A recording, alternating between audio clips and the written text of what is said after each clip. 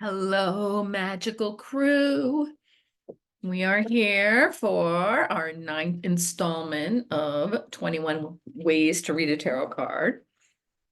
So, full disclosure, I made a video about week 10, totally skipping over week 9. So, that's where my head's at. All right. So, but this is a good chapter. We don't want to miss it. All right.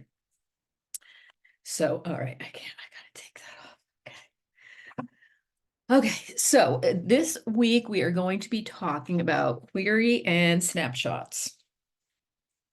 What does this mean? Let me read to you from the book. In this step, you will learn how to transform metaphor into message by asking questions and capturing snapshots. So if you recall, last week we talked about metaphor, talking about things like, um, let's see, what like the high priestess can be like the veiled truth, or the sun is you are my sunshine, or the star is lucky star. So tying the cards to either familiar sayings, metaphors, ideas. So now we are going to ask questions around this. All right. Questions also stimulate the energies that reveal a life pattern, turning a little story into a big story. This same energy creates change, and that's what we want in a tarot reading, right? We want to affect change in some way, but not just rely on the cards to tell us what's going to happen. There are no stupid questions. Some seem obvious and inconsequential at first hearing, yet by trusting that the instinct is true, such questions usually reveal a treasure, a valuable insight that would be all too often overlooked. Okay, so she gives the example. The sun card signifies joy and happiness. And you can say that in a reading, like, oh, the sun, this is joy and happiness. But it is most powerful to ask, where is there joy in your life? Your answer will show where the sun is operating in a situation. I love that. Make your questions open-ended and spurred by genuine curiosity. You need to be as curious about yourself as you would be about someone else, and vice versa. You aren't looking for an answer, but for heightened responses, responses that ring true, that excite the emotions, body, and spirit, that prompt memories and generate wonder. When working with another, accept whatever the person says at face value as if it were a small gem. If you feel the person is resisting something, that is okay. That person may not be ready to look at it right now, or it will come out late in a later point in the reading. Absolutely. You have to be aware of that. I've been to some readers where they're like, they'll say, I just give you the truth. I don't sugarcoat anything, and this is just the way it is. Well, you have to know what somebody is willing to hear at the time. Avoid yes or no questions because they interfere with the imagination and promote analysis. Most of the time, you'll want to use questions beginning how, where, what, who, when have you. These invite a person to recreate a scene in their mind's eye. Why questions sometimes prompt justifications.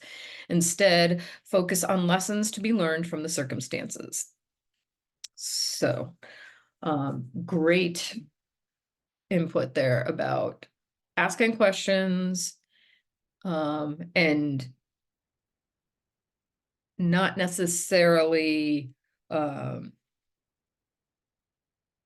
translating the answers, right? Just asking the question and listening to what the person has to say. So I actually came up with my own activity for this part of the chapter because I didn't like hers. So so I suggest shuffle your cards, pick a card, and use the card to ask the question, to create a question. So let's see. So I have the King of Wands. So the question might be, where in my life have I mastered my motivation? Or where have I fully embraced ideas? Let's pull another one. The Hermit, okay. Let's say, how does solitude play a role in my life? And do I need more, less?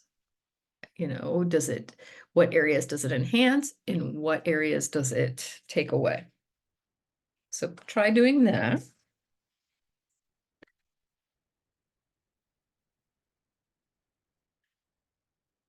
Then she goes on to say, a tarot reading provides an opportunity to gather information, perspectives, and possibilities that might not otherwise be available or which might be dismissed without serious consideration. The reading reveals the larger pattern the reading reveals the larger pattern of which the specific issue is only a part. Once the patterns and examples of it are clear, then a person can more easily make decisions about the pattern. Does it serve him in some way, or is it time to change it? This is the basis of an empowerment reading. Absolutely. This is what I try to tell people as soon as they come to me for a reading. One of the first things I tell them, you know, the tarot is a tool. Nothing is set in stone.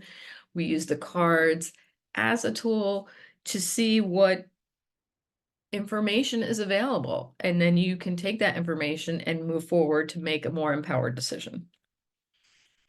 So here, this is great. She gives some empowerment questions. I love these. So I'm just going to read some of these to you for your own use. Okay, what's happening in the card? You can ask somebody. I always do that with the Five of Swords.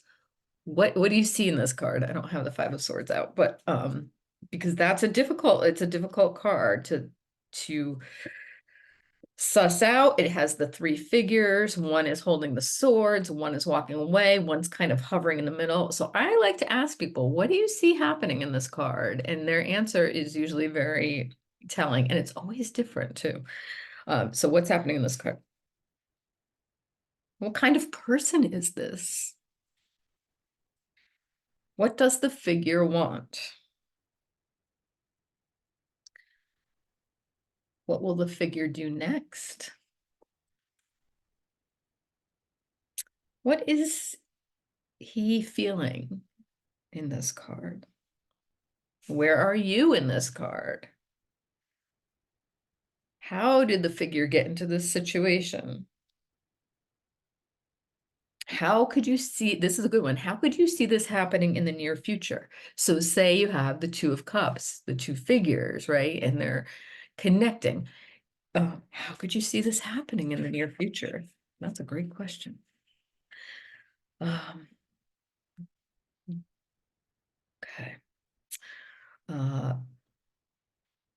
Then, let's see. Then we move on to using keywords with questions. So she says, you can use your own interpretations and keywords to generate questions, but give the querent lots of opportunity to either own or reject them. For example, some people find the Knight of Wands to be very fiery. Does he seem that way to you?